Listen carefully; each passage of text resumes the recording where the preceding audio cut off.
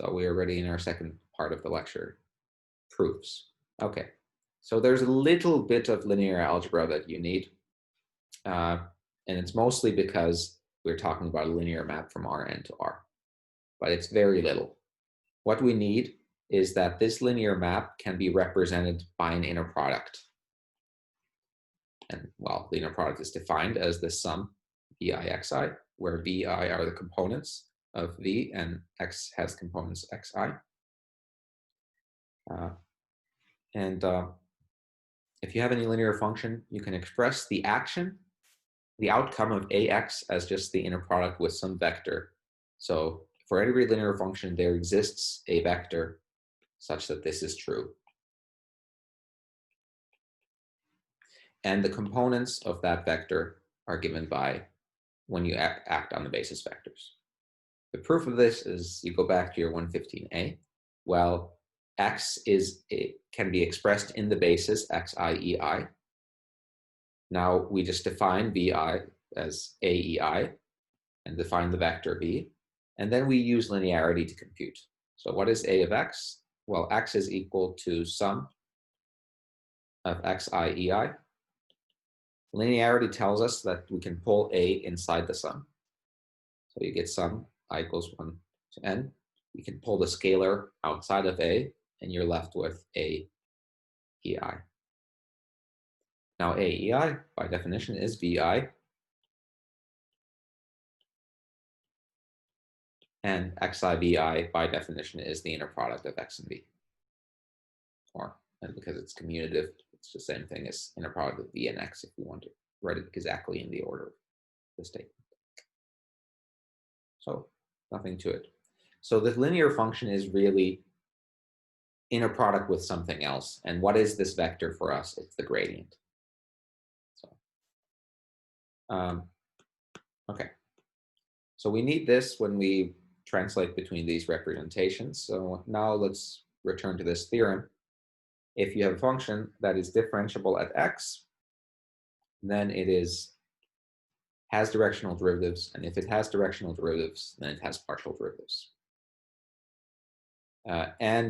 In the process of proving this, we will represent the derivative in this way, that the derivative is given by the inner product, which is the directional derivative of the function, and the directional derivatives in the coordinate directions are the partial derivatives.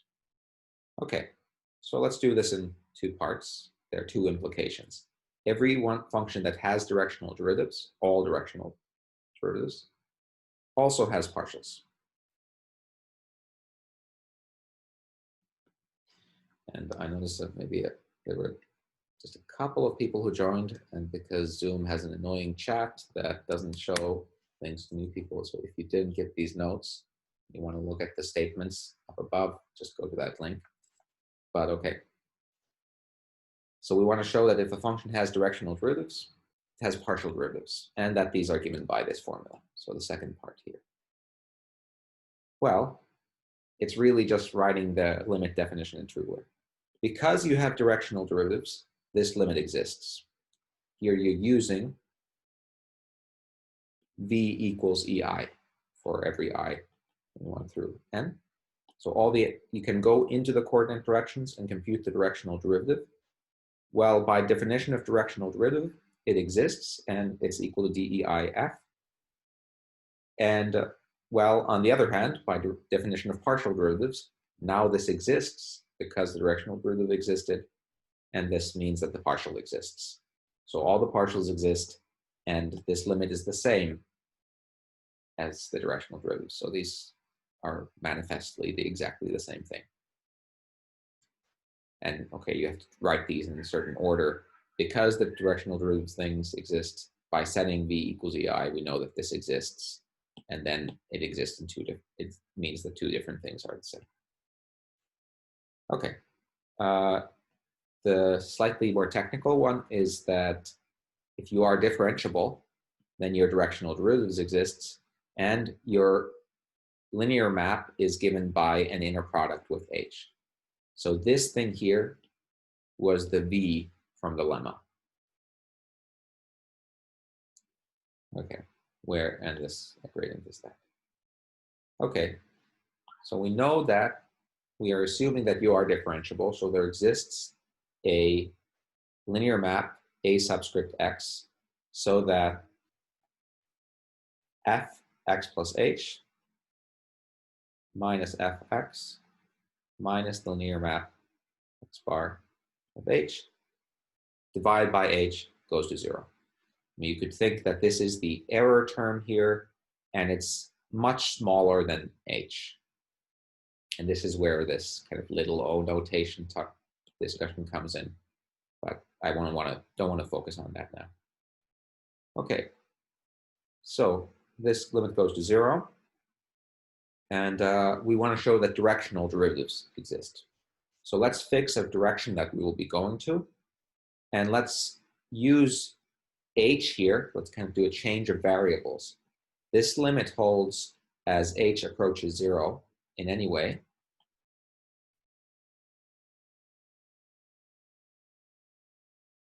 But let's restrict to a particular direction, t times v.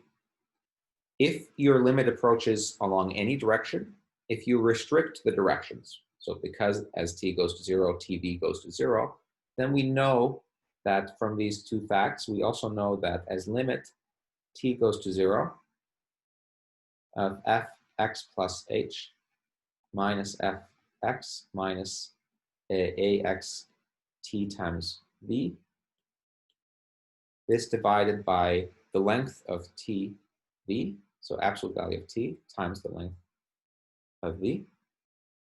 This is just the length of the vector will be the scalar times v. And we're taking the limit of this, guys, we know that this limit is equal to 0. Okay, so what can we do with this? We want to, let's write this slightly in a different way. So we know that limit as, let's pull the t inside, really. So fx plus h minus fx divided by the value of t minus ax, and since we divide by t, we are left with ax bar of v. And this whole thing, I don't want to divide by the length of v, so I leave that division outside. Yes. But what do we have here? We have the difference quotient, and h is t times v.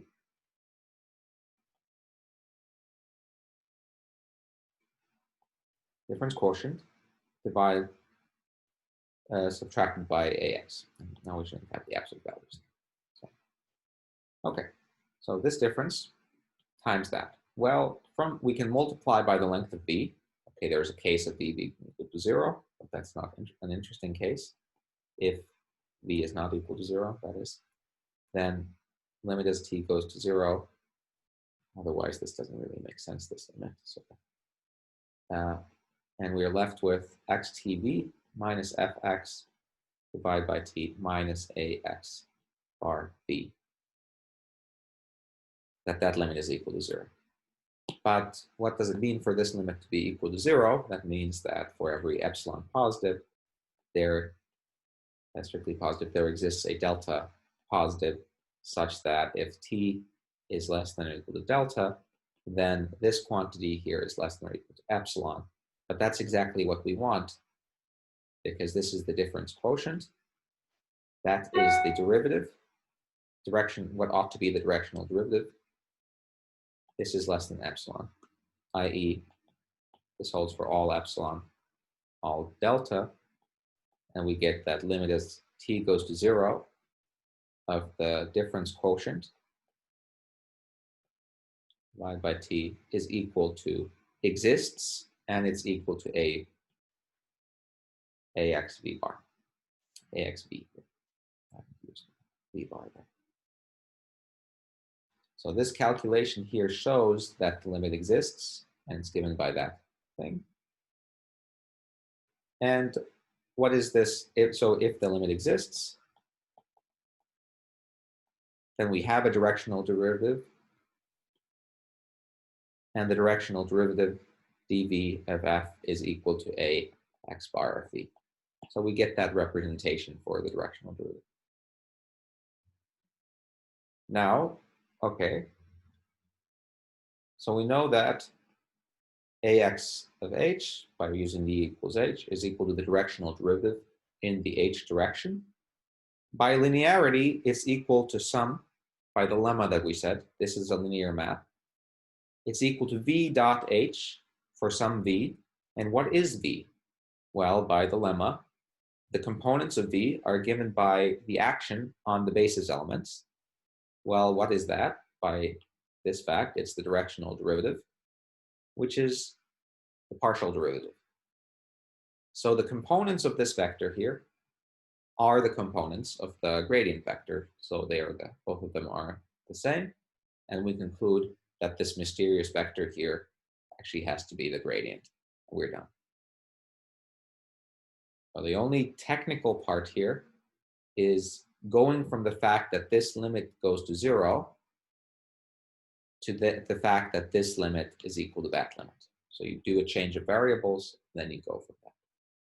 And okay, we get the difference goes to 0, but that's the same thing by this argument that the thing converges to the other thing. Okay.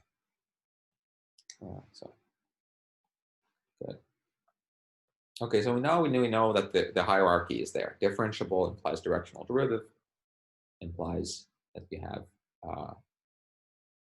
partial derivatives, and the formulas all work that we are familiar with. What about continuity? So differentiability implies continuity. In the notes, there's a little bit of a different argument. I think this is actually an easier argument, even though it looks a little funny. Okay, so we know that this is equal to 0, and by that lemma, we know that the linear function is the gradient of f. So I'll start writing it with the gradient there instead. I'm switching between the inner product notation here and the dot notation. Okay, so we know that this limit is equal to 0. Now, when we are working with continuity, we want to look at the difference between fx. We just want to look at this part, because continuity is about saying that if you add a little bit to x, or if you go nearby to x, the function value doesn't change much. So really, it's the same thing as looking at what happens this limit as h goes to 0 of the difference. And I'll say soon why, because these are the same. But well, okay, you know something about this. You want to know something about that. Well, we have to subtract and add. So you subtract it here, you add it there.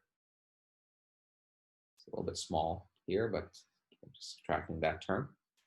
And then I'll take a little bit of space for this. Well, this part here, this is continuous. It's going to 0. So the only part that we have to worry about is this thing here. But we want to divide and add by h. So, or divide and multiply by h to get exactly the same expression. So we're left with the difference quotient, since the difference quotient, times h. But well, this factor here goes to 0. This thing goes to 0. The product of two things that goes to 0 is 0. Now an exercise indeed is saying that the fact that this limit goes to 0 is the equivalent to saying that your function is continuous at x. In a sense, the only difference between the other statement that you have seen earlier, I think earlier in this class for sure, is between the limit of y continuity usually means that this y goes to x, fy is equal to fx. But the change of, there's just simple change of variables here. H is the difference between x and y. So the relationship between epsilon delta, this version and this version, they're all easy to find out by using this kind of change of variables heuristic.